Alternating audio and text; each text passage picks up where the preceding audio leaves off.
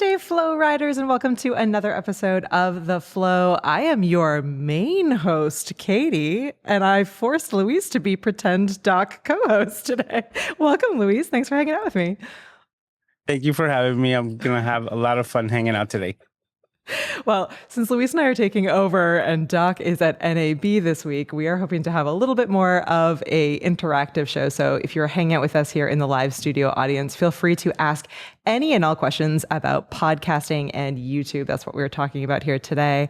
And it should be hopefully a helpful and exciting show. So I'm excited to dive in. And I know it's actually great that, Louise, you're joining me because I know obviously you spend a ton of time on YouTube as well. So I'm sure that you'll have some additional points to add to the show. I see George and David are hanging out in the chat. So seriously, any questions that you have about the world of YouTube, feel free to drop them in. I'm loving it's Doc Junkie and Katie. It's Doc Junkie and Katie today. Yeah, I like that one. I think I'm going to use it, Doc Junkie. Are there negative connotations that maybe I don't know. We'll have to think that one. We'll figure it out, but still, we know the sentiment at heart. We'll figure it out. Well, this is good timing because we just got back from Podcast Movement Evolutions, and one of the big talking points that continues to be popular at all of these events and just in the world of podcasting is what do podcasters do with YouTube? So people who have been podcasting for a long time are really kind of unsure as to how to step into this YouTube space. And then you have people like Louise and I who have been in the YouTube space for a while who are trying to figure out how to take advantage and put their podcasts and their shows out through all of the audio only platforms, right? So you have these kind of two worlds that are coming together. So we always joke that it's a great time to be in podcasting, and the best time is yesterday, but if not yesterday, then certainly today to jump into this space. I think really what we're going to end up seeing is a world where it matters less on the details. So like the word podcast now is becoming kind of changing, and what is a podcast is really changing. And I think we're really just going to see shows and, communities and audiences being able to engage with shows, and what a show is going to mean different things depending on what platform it's in or what platforms it's on. So it's an exciting time. I think it's a really neat space to be in. There's a lot coming up here in the next few years for sure. One of the things that I've noticed or that I found out recently was that YouTube right now actually has overtaken every other podcast platform as far as like time spent or listened to. And the biggest thing is that right now, YouTube itself is being watched on more televisions than ever before. And that's actually taken over the amount of watch hours on actual television sets comparative to actually going onto the site. So it's really interesting, this new shift. And that's where we could take advantage of this medium as far as podcasting goes, because podcasting is more of a show-oriented style, the way that you're doing, whether it's a conversation or just the information that you want to get out. But at the same time, your audience is growing like exponentially day by day because the medium is growing bigger on the easiest platform to consume content, which is televisions. Yeah, absolutely. And I think you're absolutely right. It's a really, really great opportunity for people to be taking advantage of. The cool thing about it is that if you're coming at it from a video standpoint, so if you've been, a live streamer or a video creator, it's, as we've been talking about throughout this series, it's remarkably easy to take your video content and turn it into a podcast. You literally just need to take a YouTube playlist, and there's honestly just a button to convert a playlist to a podcast, and that's it. So that's as easy as it is to take that step and to have a YouTube podcast.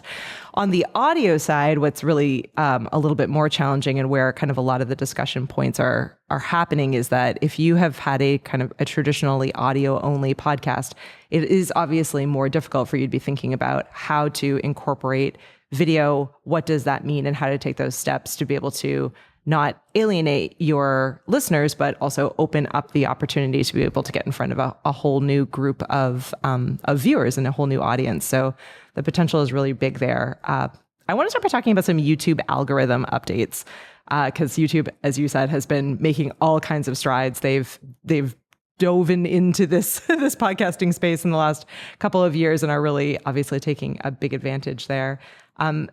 Unsurprisingly, they are really, really focused on content discovery and personalization. So they are, keen to keep people watching YouTube as much as possible, and they're keen to keep people discovering new content on YouTube so that they don't leave, right? So the important thing to keep in mind with all these platforms is that they don't want you as a creator driving your audience or their audience off of YouTube. They want people to stay on YouTube with their TVs on and their devices on YouTube 24/7. That's the goal, right? So if you can really keep that in mind as you're creating content and find ways to link your content together through YouTube, you will help play into that discoverability, right? So not only thinking about updating and uploading your episodes and all of the other video clips that go alongside that, but thinking through the paths to how you can connect that content together is a really smart way, especially if you're a creator who has more than just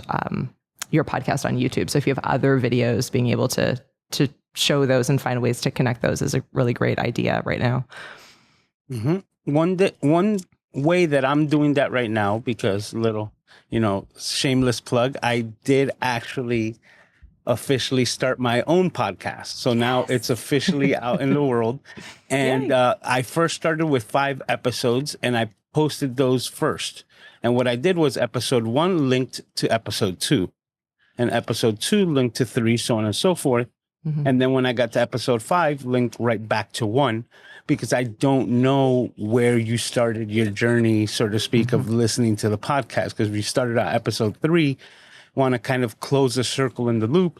And when I added the next episode, I then switched it. So now episode 5 leads to 6, and 6 now leads back to 1. So it's a little bit of work, but it's kind of like a rotation where you want to give the viewer something else to watch right after. Yeah, absolutely. And so if you're not sure how to do that as you're uploading or going through the settings of your video, there is an option at the end for all different kinds of cards and end screens. That's the space where you want to be able to link your videos together. So some of us, have gotten into somewhat of bad habits of using that space to be like, come back to my website or subscribe to my show in these other places. What you really want to be able to do is keep in mind that YouTube is really trying to keep people on their platform. And so what Luis just said is a really, really great strategy. So yeah, link, trailer videos to full episodes, link any short clips that you're pulling from your episode back to the full episode, and link the episodes together. And if there's, additional video content, again, that you have that would be of interest to people that are watching your episode. So for example, if Luis had a podcast episode that was all about cameras, and then he had a tutorial walking someone through, specific camera settings, linking those 2 videos together would also be a really great way to increase discoverability, not only for your podcast, but just for your video content in general, and certainly your channel as well. The next thing that is really important to keep in mind from YouTube algorithm updates is that they are really taking a very big emphasis on viewer engagement. So in the same way that they are focused on trying to get more people watching more videos, they want to see those people staying longer on the videos, so watch time is really, really important, keeping those watch time hours up as much as possible. And also engagement. So all of those comments and likes and any kind of interaction that your audience or any of your viewers are taking with your video is incredibly important and continues to be important as we move forward. So any of us who are in this space of live streaming or live recording our podcast episodes, this is great news for us because, all of the Davids and Georges of the world who are hanging out in the live chat and interacting and chatting with each other and having those interactions, that's all helping these videos perform better and showing YouTube that we are creators that have an audience, and YouTube viewers on our channel care about the content that we're creating. So it's important to keep in mind as you're thinking about your podcast and as it relates directly to YouTube, that the formats that you're playing with matter, and really thinking through watch time, discoverability, linking videos together, and engagement are all incredibly important. None of this should be all that surprising, but good to know that this is where YouTube is moving towards, because engagement is obviously should be important to us anyway, right? We should be wanting to create content that really resonates with our audience. Mm-hmm. And just to add to that I think that's why YouTube is such an important platform right now for podcasting, because there's a lot of people that are coming from the audio only world and they don't understand the discoverability that you have with the platform YouTube. So if you already have an audio only podcast, I highly recommend to start putting some episodes on the video platforms. Yeah. Or honestly, just even playing with video. So like if taking the step to actually start recording each of your episodes as video episodes is too big a jump for right now, do some special episodes to be able to, test the waters and see how things go. So do a live stream that's open to, your members or your Patreon or your listeners, and invite them to come in and ask questions or do something fun or engaging with you. Or, I don't know, maybe like a special episode that is, audio, that is video specific, that is focused on growing and being in the YouTube space. So there's small steps that you can take. It's not necessarily you have to like fully jump in, because I know it's a big step for a lot of people, but certainly playing and seeing, what's possible and what really works well is a good first step to take for sure. Well, go ahead. Just to clarify, because when I first said that, I wasn't thinking this type of video. I was still thinking like, even if it's a waveform, which we don't recommend, but like some type, just for the discoverability aspect, because the way that YouTube promotes channels, I think is second to none. Yeah. Yeah. It's really cool that this is a platform that is free and takes almost no time and very little skill level to be able to get up and running on. So like, it's not hard to start a YouTube channel. It's not hard to basically almost immediately be able to live stream on that channel. So I think there's like a 24-hour waiting period once you apply for live streaming. It's very, very simple and very kind of low barrier to be able to get started. And then again, like, starting with live streaming is going to help you create that content really quickly and easily. So that's a great, if you're really kind of stuck and you don't have any video content, that's a great way to get started. And then thinking through all of the other different video pieces that you can add to be able to build and grow your channel. So there's a lot, as many of you hopefully aware, in and around a podcast, right? There are your episodes, but there's also all of that other video content where you could have video clips, you could have, special video events, whether it's, like a members only watch party or any of these other things that you could do that could be, sitting on this platform. That would be a really great opportunity to be able to grow.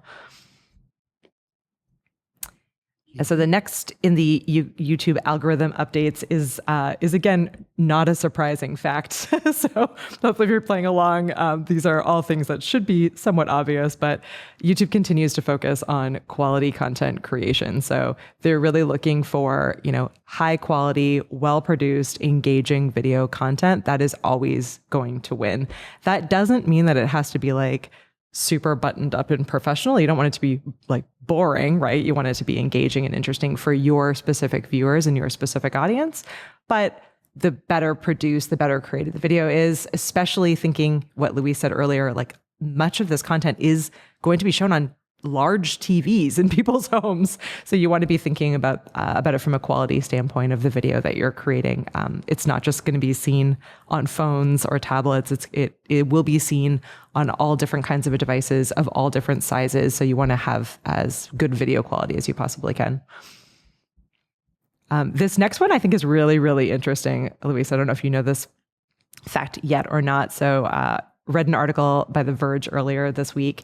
YouTube has actually been experimenting with features like endless TikTok style. So it's a feed of full-length videos, so not even just short videos, where you'll just be able to swipe through the content, right? So they're really, really focusing on showing as much content as possible to their viewers and then responding to what the viewers are engaging with and what is interesting to them. So we're now in a for you feed kind of world where what you see and what you engage with is what you will continue to see, right? So everything that you spend time watching or click or leave a comment on, YouTube is saying, oh, Luis loves that video, and so he will want more videos like that, right? So understanding who your audience is and what your niche is going to be really important in this space as well.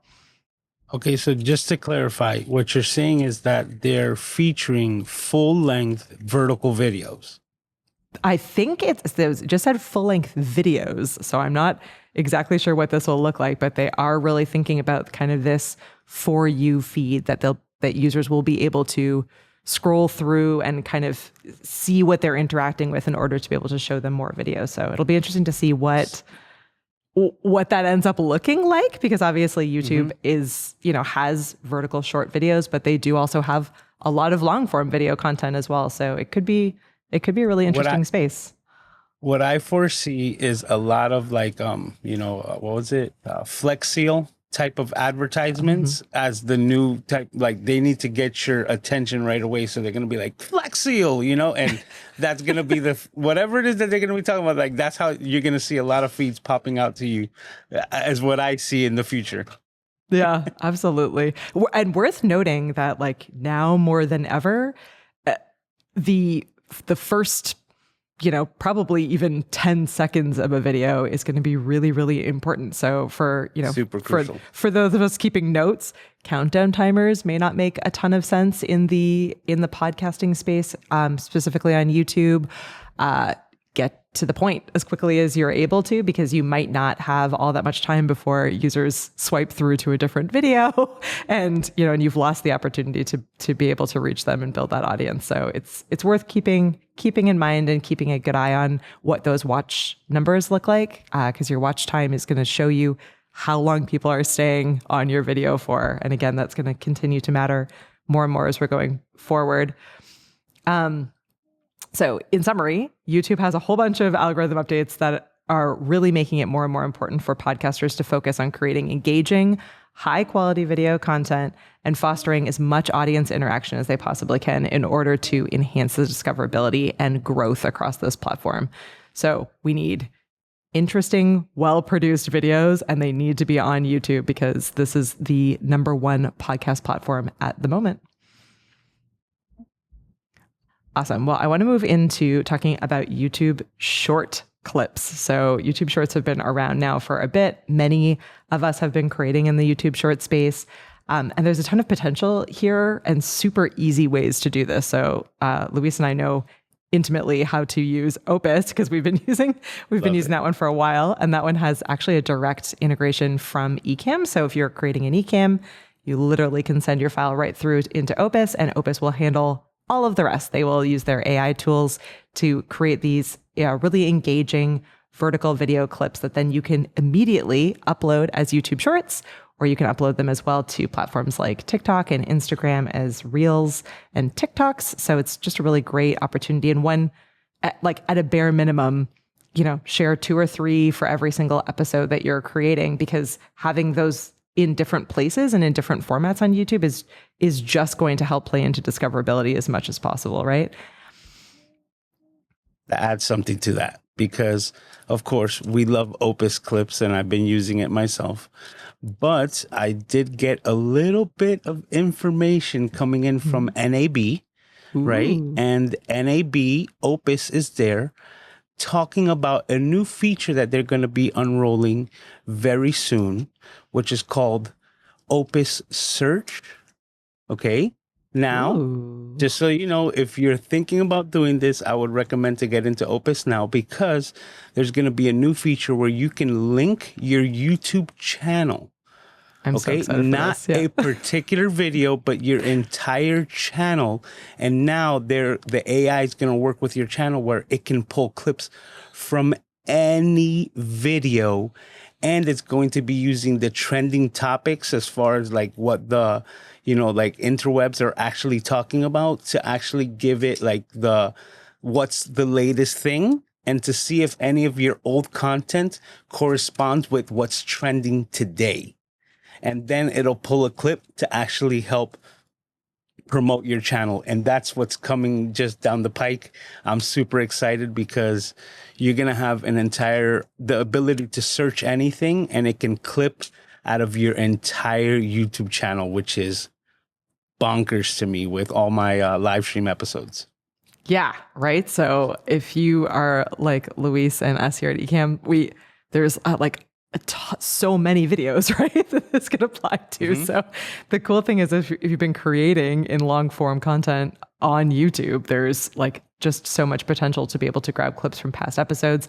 And it doesn't matter how old the episodes are. So if they're, if the information is still relevant, if you have evergreen things, this is a great opportunity to go back through some of your back catalog, grab some of those links, drop them into Opus, and be able to generate some of these clips that you can use to promote. YouTube Shorts continue to be a huge opportunity on this platform.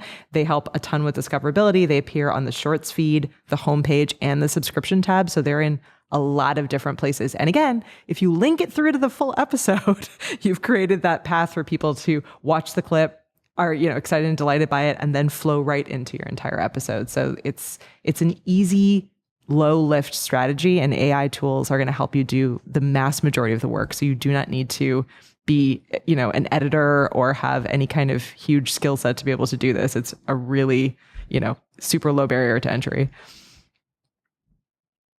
And the cool thing too is, again, like, they are 30 to 60 second clips. So like if you're thinking about it from a viewer standpoint, it's so easy for someone to watch all of it if it's interesting content, right? So it's a good teaser, and it way less work than creating an entire trailer for your show, or doing a lot of more of the produced video work.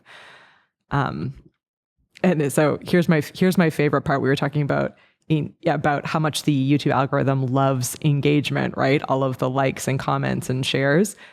These are a perfect way to get started with this, because they're very, very easy to engage with. They're short, they're easy to watch, so they get your watch time hours up.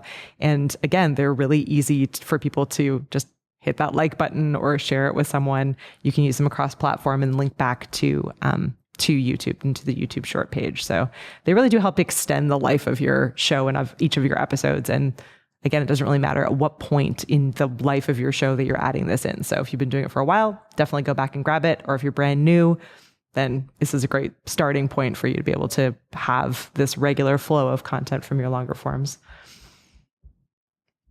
I'm loving, so we have, Eric is saying, welcome. He's hanging out here with all of the other Ecamm addicted folks here in the chat.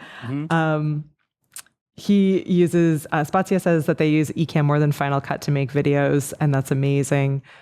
And Industry Pets is excited to be here and is thanking us for the stream. Jeremy says, automatic B-roll from Opus Clip. Yeah, so exactly. Like, the cool thing about it is once you have those clips, you can use them in a ton of different ways, right? So definitely they need to be YouTube Shorts, but you can also feed that back into an episode and, have teaser trailers or B-roll throughout your episode as well. So there's a lot of different things that you can do. Yeah, the easiest way that I can think of explaining it is like, how many times have you caught yourself opening up your social media and then like a half an hour, 40 minutes later, you're like, man, I can't believe that I've been on here for so long, like an hour has passed. That is the goal of the platforms, of all the social media platforms. So when you try to design your content that way, it helps you and the platform that you're putting your content on. And I think Opus has gotten a lot better as well with creating what I call like the loopable clips, where you kind of don't know where they start or finish. So you might end up watching the same clip a couple of times just to make sure that you like send home that information correctly. Yeah, absolutely. And the cool thing about it is it doesn't even really, not that it doesn't matter what the content is within it, but you are right. Like, people do get kind of caught up in a viewing loop, right? So they're just scrolling and watching things and seeing as they come up. So I will say, for my personal podcast, we reviewed the movie Multiplicity. And I had an Opus, right? And I had an Opus clip that was just my co-host and I talking about like clones and how weird like this movie was back in the day. It had no very little to no context. There was not like anything brilliant necessarily being said in the clip, but we were laughing and having fun and and had this kind of silly moment. And that was the moment that Opus had pulled out as one of our top top clips to use. So I shared that, and that continues to be our most seen and engaged with and popular clip on YouTube right now. And it's not like it was this super hot take or really in-depth moment. So it is worth playing around with it. Sometimes the things that you think, might not resonate as much as something else might. So I think it's worth playing around with, and just seeing what works and what doesn't work. The cool thing about it is it's not like you can overdo it really. I mean, if you're putting them all obviously on Facebook or on LinkedIn, that would probably be a lot, but you can add one a day to YouTube Shorts and be totally fine, because YouTube is putting them in all these different places and they're discoverable to all different people. So it's not like someone is just getting notifications endlessly that you're releasing more and more of these clips. You're putting them out there and people are stumbling upon them and discovering them in all kinds of different ways. So while you were explaining that, what came into my head was the free samples.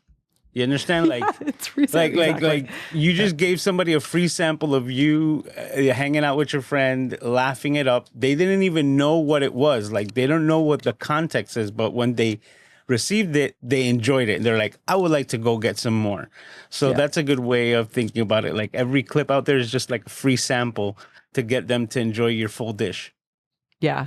Yeah, absolutely. And people, I think we're up to 12. They need 12 touch points before they remember your product or your service and go back to learn more. So 12 touch points for them to remember your podcast exists and for them to want to go back to actually listen to full episodes. So 12, right? 12 shorts that you need to put out in the world to be able to, get in front of people and help them get a path back to your show. So make sure that they're linked back to your full episodes. The video, not back to your website, not back to anywhere. Link it to the full episode that it's pulled from, and get as many of them out there as you possibly can, because I do think it makes a difference in getting kind of that knowledge that you exist, and from a discoverability standpoint. The snowball effect. The snowball effect, exactly. So here's a couple of pro tips for podcasters when you're thinking about shorts. And again, a tool like Opus will actually automate this. So you don't even need to think about this if you're using Opus. But if you want to be thinking about different kinds of video clips that you can create or that you can pull using AI tools, anything that's a hot take or a funny moment, anything that that catches their eye or attention, right? So you don't want to just be sitting still. You want to find ones that have you laughing or talking with your hands or engaging so it looks interesting, or as a hot take or something interesting that you said. A cliffhanger style story bite. So exactly what Luis was talking about earlier. Anything that starts is where people just get dropped into the middle of it and you're kind of oh, what's this? Or ends in that kind of cliffhanger way is always interesting and will catch attention. Teasing upcoming episodes. So, maybe it's just a clip that's talking about something really cool that's coming up on an upcoming episode that might make them want to click through and be able to get to your episode.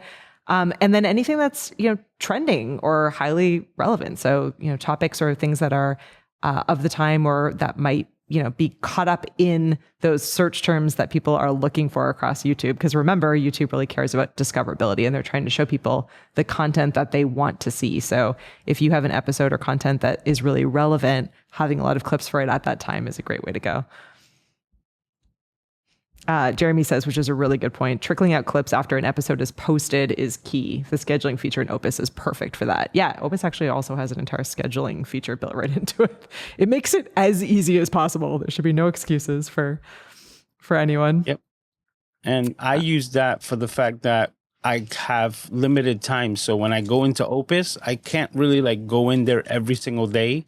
So if I have an hour, I'm able to edit 4, maybe 5 clips, schedule them, and I know that my week is set for trickling them out. Like Jeremy was just saying, it really does help a lot. It sure does.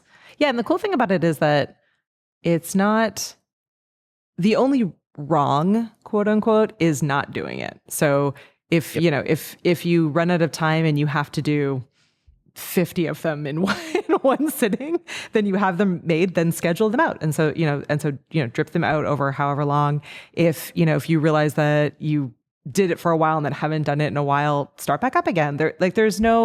It's not like it's a missed opportunity. It's only a missed opportunity if you don't do it. So it's certainly worth taking advantage of. And again, keeping in mind that we're trying to find content that is easy for YouTube to show to other people, and that will be really, really engaging, and that links through to your longer form content. So that is a really important aspect of it. Mark has a really great question. Mm-hmm. Mark is asking about the difference between Descript and Opus Clip.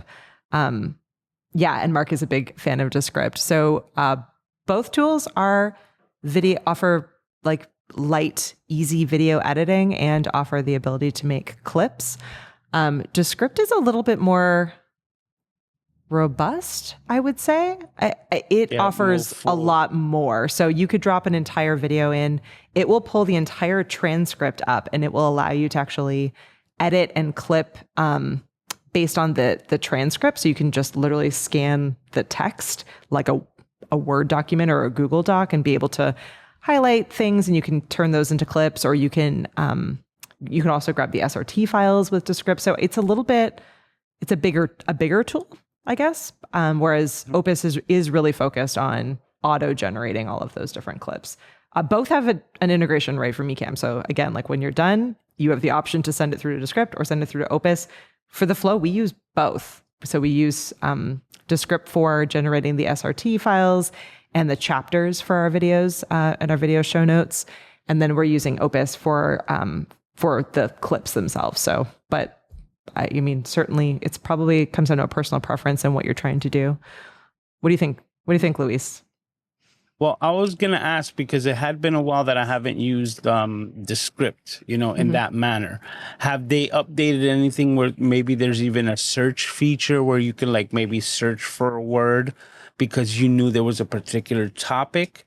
Mm-hmm. Or because if like that, then I can see how it'll help you also. And what it is that, Descript is actually a full-fledged editor, more leaning towards the side of Final Cut and like Premiere and things like that, like full-fledged editors with an AI twist. Yeah. I see Opus as a promotional tool. I see Opus as like advertisement, billboards, like get your content to more eyeballs out there, more of like that sample aspect, right? You're giving everyone a free sample so that they can go to, to your restaurant to get the full dish. Yeah, that's a really good point and a good way to look at it. So yes, Descript does have the ability to find words, because again, it all functions through like looking and reviewing the actual text. So you can just do like Command F will pull up and you can find a word. You can also replace words. So here's actually a really great example of the difference. So last night I got, so again, I do this personal podcast where I'm reviewing old movies, and back on we're on episode, I think like 80 something. And back like in the early days, I don't know what I was thinking. I thought it would be a good idea to play the trailers for the movies. And then we responded to the trailers, because a trailer is technically not necessarily a copyright violation because it's an ad for the movie. So we were playing the trailers. But what I hadn't realized or thought about is that in a couple of the trailers, like Dirty Dancing, for example, the music from the movie is playing, and that is a copyright violation. So I got flagged, and so I needed to go in and edit the video. But I, as many of you know, I'm not a video editor. I work with the best, but I do not know much about it myself. But Descript made it insanely easy, because I just dropped it in, and then I like got to, I was able to scroll down to the text where I could see the like lyrics from the song, and I was able to just highlight that out and hit delete, and it just updates the video. It just removes that part, and then I could listen back to it again, and it went then just from our theme music right into our like welcome to the show. So I was able to, within maybe 5 minutes, I corrected 2 episodes, re-uploaded them, and they're back out again. And I mean, I was able to save the day without worrying too much about it. Whereas if I had to take that file into Opus couldn't have done that for me. That's just not how that tool works. And B, if I had to like send it out to an editor or try to do it in like a normal video editing tool, I would have been it would have been hours and a lot of money, and I would have been very stressed about the entire thing. So, yeah, I do think that they have different goals. But you are correct, absolutely correct, Mark, in that they do both offer video clipping. So does Capsho, which we talked about last week, 2 weeks ago. They also offer like vertical video clipping. Again, because platforms like YouTube are putting such an emphasis on vertical videos and short form videos, there's just a ton of different tools out there that are making it as easy as possible for creators to be able to do that, because they know how much of an emphasis YouTube is putting on it, and it's not going anywhere. Between YouTube and TikTok and Instagram and Facebook, and LinkedIn, actually, almost every single platform at this point offers the ability to share and promote vertical videos and short form videos content. So there is not currently a promo code for Opus Clip. It's a great question from Industry Pets. But it is something we're working on because we do have a good relationship with them. So stay tuned. We'll get that out as soon as we have one. I'm just going to add as well, my favorite part of Opus is the integration with all the other social media platforms. So if you're not familiar with this, after Opus has done its all AI thing and you have a clip that you want to now publish to it, I already have my LinkedIn, my TikTok, my Instagram, YouTube and Facebook, I believe, 5 different platforms connected to it. And all I have to do is click one button and it sends the same file with different context, added to it, to all the platforms in one shot. And with the scheduling feature and having multiple platforms like that has been the best thing for me to actually promote my own stuff. Mm-hmm. Yeah, it's huge. One tool, since we're talking about tools, that I did not plan to share, but now that we're talking about it, I should mention it.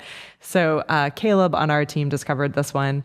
There's a tool called Wordsmith. If you search Wordsmith app, that is honestly magical, and it totally flies under the radar. It's a really small company. It's a really simple app, but what it does is once you are done uploading your episode to YouTube, so specifically YouTube, and it has to be a published episode, a published video on YouTube, it will actually take that video and using AI, it will write an email for that video that then you can send out to all of your listeners and your viewers and your email contacts.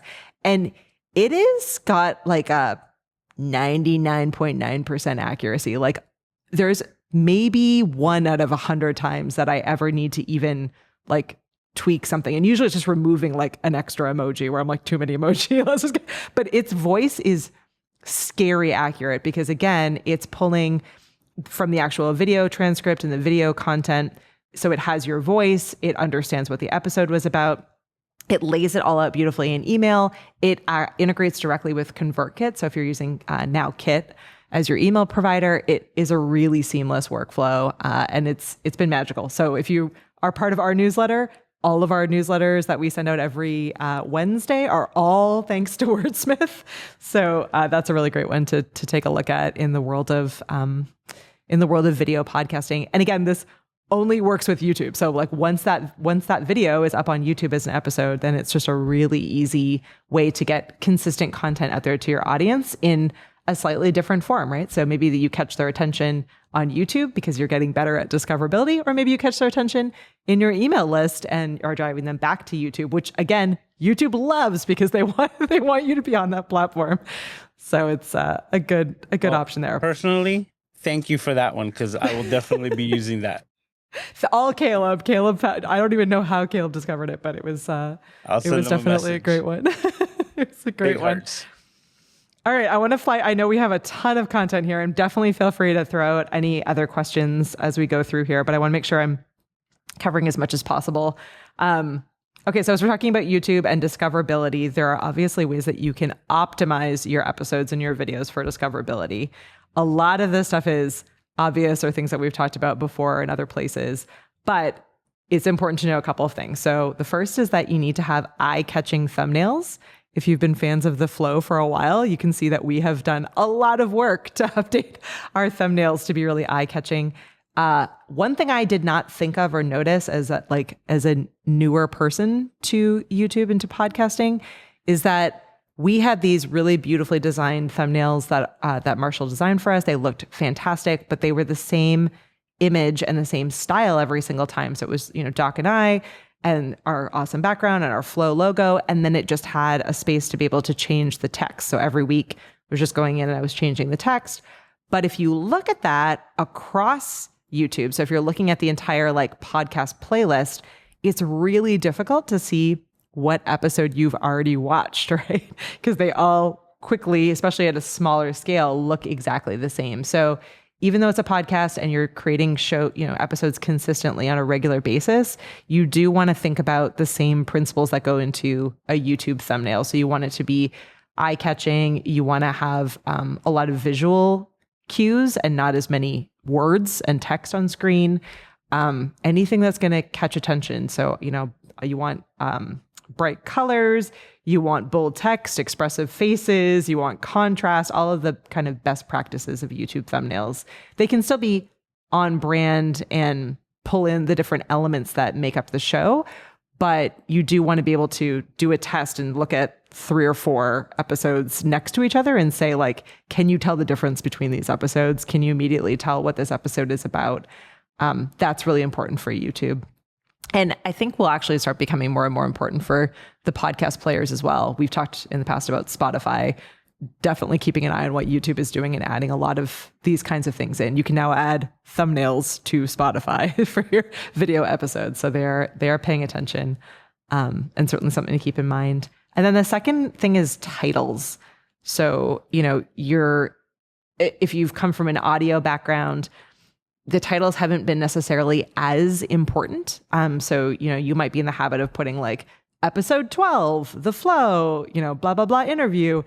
But again, YouTube is a huge search engine, right? It's the number 2 search engine in the world. It's probably at some point going to become number 1 over Google, but obviously Google owns both. So you really want to lead with what the content is about. So, whatever it is. My example is how to build a 7-figure side hustle with Jane Doe. So whatever that episode is, lead with that, put it first. Again, this is a great opportunity for AI tools. So ChatGPT, Claude, there's a ton of different ways to be able to find a title that is clickable, enticing, something that people will be interested and excited to listen to and to watch, but also something that is going to pull into the search engine, right? So any of those valuable keywords that actually are in the episode. Please don't cheat the system. Make it accurate, but make it interesting. And then the last thing in the world of optimizing for discoverability is to really think through optimizing your entire description, right? So again, in those show notes, right? We think about it as show notes for podcasts. You still want to be able to include all of that helpful information. This is where you want to lead with the link. So if you have a free course or a lead gen, or you want to drive people back to your website, whatever it is, one link at the very top, right? That's a great spot for it. A pinned comment is also a really great spot for that same link so that it's really visible. And then you also get a little bit of additional visibility because you have a comment, even if it's just you. So that's where you want to put that. And then you certainly want to include chapters, a relevant description, any relevant links, all of that information can be in that description, and having as much content as possible in there that is relevant to your episode is really, really important. And that can carry across to the podcast players as well. So that can be the same information you're putting into your podcast host to send out to the players, but you want to optimize it for YouTube and then repurpose it for the podcast players, not the other way around. Because YouTube doesn't care what those best practices are. So YouTube first and then everywhere else, including things like hashtags, obviously, and keywords and all of that important stuff. What else am I missing, Luis? Anything else in that area? Nothing. I don't think anything's missing, but I am going to add something else. It was just from before. Sure. Another thing that I've done with Opus that you mentioned is not Opus, I'm sorry, with ChatGPT, so that it can recognize and learn how you speak compared to everything, is that I actually took all of my transcripts from all of my past live streams and I just fed it to him into the memory. And I just said, this is how I talk. And now it talks to me the way I talk to myself, so to speak. And it's weird. You understand? But it's like, I would have said that same exact thing, is because it already has that much context of the way that I speak, that it knows how I would put things together. So it's a little eerie, but also really cool with the technology and the fact that it's learned to think like you. So it's definitely going to help you to get to your goals. Yeah, absolutely. And I mean, and honestly, like the cool thing about AI is that it's always learning. So absolutely, like as much information as you're able to give it, and you don't need to, I think what made it really easier for me or unlocked kind of the AI potential for me is that you actually don't need to overthink or over construct these like elaborate prompts. Like you really can just talk to it as if you were typing to, a friend or a colleague, like, hey, I have this podcast. This is what this podcast is about. This is like, this is my goal for the episode. Like I literally say to it, hey, I want a discoverable, clickable, interesting subject line. It needs to have not subject line, title. It needs to have a hook. It needs to be something that people want to click on. Here is what the episode is about, and drop it in. And then if what it gives you back isn't exactly what you're looking for, push back. Be like, oh, close, but I really think like the most important keyword in this is actually this. Can you give me some alternate ideas? Like go back and forth and ideate with it and see what you get, and then test it. There's so many opportunities for A/B testing across the different platforms. So see what works and see what doesn't. And you can go back and update it later. Again, the cool thing about all of these platforms is 6 months from now, you could go back and say, why is this episode not performing as well as the other episodes? Change the title of it and see how it does.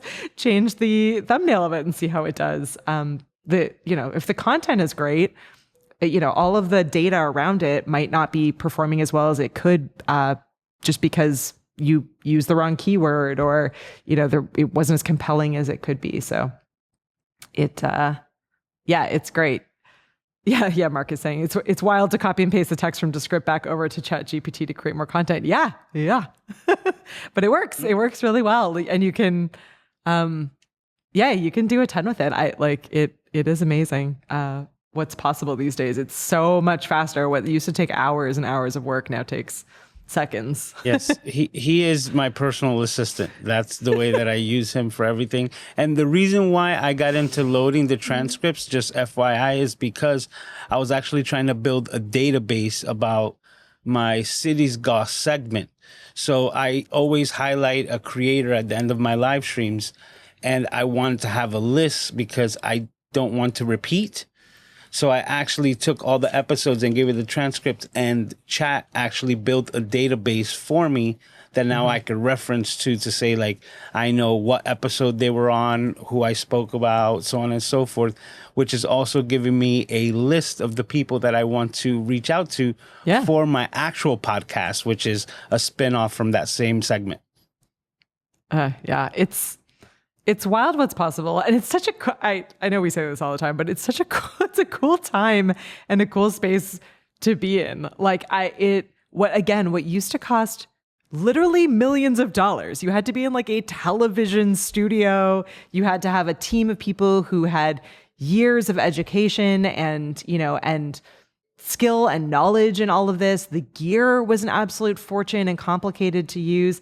And now you literally can be up and running with a really well-produced video podcast show on YouTube that is going to potentially millions of people's homes on their TVs. Like it is just, I don't know, it's wild. It's wild, the opportunity. And I know that like it is big and it is, scary for a lot of people who have already built these incredible shows in all these different spaces, but just like step by step, the potential is really huge. And the ability for all of us to be creators and to have a voice and to have an audience and to connect with people, I just think is so incredibly important. So it's a really cool time, and there's so many resources and opportunities out there. And again, if we can do it by just making little changes here and there, anyone can do it. It's not hard. It's just a matter of really keeping in mind that, again, YouTube is a search engine Their number one goal is to keep people on their platform for as long as humanly possible. So if you are giving them valuable content and you're connecting that path for people and you're giving those viewers a really great experience that they're liking and sharing and watching and engaging with, you will win. It is that easy. That is what they are out to do, is just keep feeding that machine, really. So it might take a bit of time as you get better at it and you take a look at all of the different, analytics and opportunities that are in front of you. But just being a consistent creator, creating good, relevant content that is exciting your key audience, that is all you need to do on YouTube. Everything else is noise. So it's really just about figuring out how you can continuously get that content up there and put it in the right places with the right terms to be able to be picked up by YouTube. And then they're going to do the work. They're going to put it out in front of the audience because they want people to keep watching, which is really cool. I really like it. And again, it's all free. We're not paying crazy amounts of money for this. The key word that I took from there was the potential. Right? The potential that we have with all of these platforms is immeasurable almost, because of the simple fact that I can literally tell you, somebody can create a show on any of these platforms and be bigger than any mainstream show currently right now, because the numbers back them up. I can give you laundry list of creators that are doing much better on YouTube than CNN and Jimmy Kimmel, and I can give you a whole list of shows on mainstream that don't get the types of numbers that viewers get on YouTube and multiple platforms. Yeah. Yeah. And I don't know. The more that you dive into it, the more that you will start seeing even what your own habits are as a viewer and as a listener. And you can take those learnings and apply them to your show as well. I am constantly learning, even from just listening to shows and watching shows that I just personally enjoy. I'm oh, how did I end up here? What was the path that got me from not knowing about this show to knowing about this show? How often do I go back and listen or watch the show? Am I mostly listening? Am I mostly viewing? Where? How? Is it on my TV? Is it on my computer?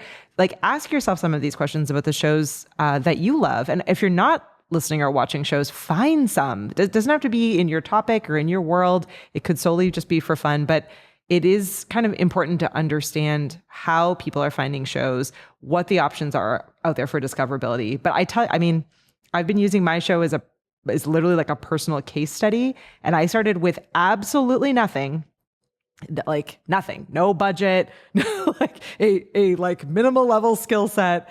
And it's been a couple of years, and my numbers are 3 times on YouTube what they are on any of the podcast players. So it's just a matter of showing up consistently with good content and just continuing to get better each and every single time. So the good news is that all of these YouTube algorithm updates are all doubling down in the spaces that you should already be aware of and making it a better, more interesting platform for creators as well as for viewers and subscribers. So I think it's cool that the growth spaces that YouTube is moving into are actually of benefit for all of us. All right, so I do see a couple of other questions. So Mark is asking, Opus, when it clips, we'll put the original video in the description. Opus, when it clips, we'll put the original video in the description. I don't think so, right? I don't think that's part of their description algorithm when you clip something out, yeah, it's sorry. not sending you a link to it. No. But it is coming from your same channel. So that's where, let's say you Opus clip something and you put it as a short on your YouTube channel, you will automatically have the button to subscribe there. And I have noticed that the more short content I put out there, the faster my subscriber count has increased. And that's just been relevant to that even more than my live streams and things like that. Yeah. So Mark, if we are understanding your question correctly, if not, please ask again in a different way. But yeah, so the process that that we're doing is we are creating the clips in Opus. So we drop in the YouTube link or we send it directly from Ecamm into Opus. Opus does all of its magic and creates a whole bunch of different clips. We choose which ones we like and download them. When we upload them into YouTube, part of the steps of uploading a YouTube short, or actually any video, there is a step at the end where it gives you the opportunity to add end cards and screens and cards. So in the end screens and cards section, you can link that video through to another video, and that is what you should be doing. So it'll actually show the video on screen so that when they're finished watching, it'll be like, now this video. You can choose what that next video is. So you should absolutely be doing that. At the same time, and another place you could do this is in the description of the YouTube short. You could put at the very top, want to watch the full episode? Here's the link, and just put the YouTube link in there. That's great. You can also do a comment on the YouTube short that says, want to watch the full episode? Here's the link, and then pin that comment. So there's a bunch of different places in YouTube that will allow you to connect the dots of those different videos. So it is a little bit of extra work. You would need to manually, in the setup process, add that link in, add that connection point in, but the benefit is astounding. So it really makes a very big difference because, again, YouTube is seeing people going through. You've made it really easy for the viewer to say like, oh, okay, next video. And YouTube is saying like, oh, Katie created this video and it's really popular. And everyone's going from that video into this other video, which is really popular. So we're going to show more of those. Those people like that content and they want to see more of it. You're giving a signal to YouTube that you're successful, even though you're doing it all yourself. So it's helping to make that process easier for the viewers. And Jeremy is saying you usually block out the last 10 seconds of the video. Yeah. So it's like they've finished watching and then they're going to go into the next video. You're helping YouTube keep the people on YouTube, and you're helping the viewer see all of your video content and connect it all together. And when you get big enough, you can even add trailers to your content. So there's a lot of different options for connecting all of those dots. But yeah, great question, Mark. Katie. Yeah, one step at a time. One step at a time. Well, oh my gosh, I have double the amount of notes that we got through, so we'll have to do another episode if this was helpful for everyone. But I really appreciate all of you joining and hanging out with me on my semi-solo show, and huge thanks to Luis for spending time being my second face co-host here. Anytime. I love it. So next week we are off, and the following week we have Gordon joining us to talk a little bit more about legal aspects of podcasting, which continue to be more and more important, especially with all of these AI tools. So now that we've seduced you into using AI tools, we'll give you a little bit of time to digest it, and then we'll come back and allow you to answer all your questions about all of the best practices and the things that you should be doing to make sure you're keeping safe online. But thank you so much for everyone for joining us. I really appreciate it. All right, Luis, we're going to roll over, and Luis is producing and co-hosting today. I love it. If you like this episode of The Flow, you can find us over flow.ecamm.com. You can always email us, flow@ecamm.com. This podcast goes out across all of the different podcast players, but our number one spot is YouTube right there at the top. And it is a place where you can find all of our episodes and all of our clips. And hopefully you will engage and share them so that YouTube continues to give us all of the love. If you liked this episode, and then you should definitely check out our sponsor for this episode, which is Shure. Shure makes all of the microphones we have here in the studio and out in the world in the Ecamm fam. My absolute favorite one is the MV7, but the SM7B is pretty awesome too. That's what I'm using right now. And they have some really incredible headphones and all kinds of things in the world of audio. So huge thank you to Shure for always being a great partner to all of us here at Ecamm. And that's it. I think we did it. We did it, Luis. Yep. What am I missing? Successful. I'm not used to being another the voice. Hour. Another hour just flew by as always. Another hour flew by as always. Well, thanks to all the Flow Riders who always make it fun. People who record their shows without a live audience are really missing out. You're really, really missing out. It's way more fun with other people hanging out. Oh, awesome. And you don't beat yourself up over it, because if you make a mistake, you just roll over it. I can tell you, when I edit or when I record myself and I make a mistake, it's just like I almost feel like quitting the whole recording. But with live streaming, it's just like You just let it go and be like, I had an episode where I had the voice changer on for 15 minutes while I was talking about cameras, and I didn't even know because I'm one of the rare people who don't monitor their own audio because it throws me off. So I just went on my soliloquy and I did the monster voice. Exactly. So it was hilarious. And then when I got back to the chat to see all the like crying emojis and everything, everybody was cracking up trying to warn me, but it was too late. But that's what they say. And that's probably your most. That's your most memorable episode, I'm willing to bet. And also the clips from that episode would be fantastic. So you definitely need to grab those clips and share them out across. I would click through that clip and watch the full episode just because it sounds hilarious. The fails sometimes are the best. The fails are the best. Yep. That's what I said. They don't remember what you said, but they always remember how you made them feel. So, that's something that will always live on for infamy. See, Jeremy said that was a classic episode. It's a classic episode. Awesome. Well, we got to do this because Aiden is listening in the background. So from all of us here, Flow Riders out. Out. Bye, everyone. We'll see you next time.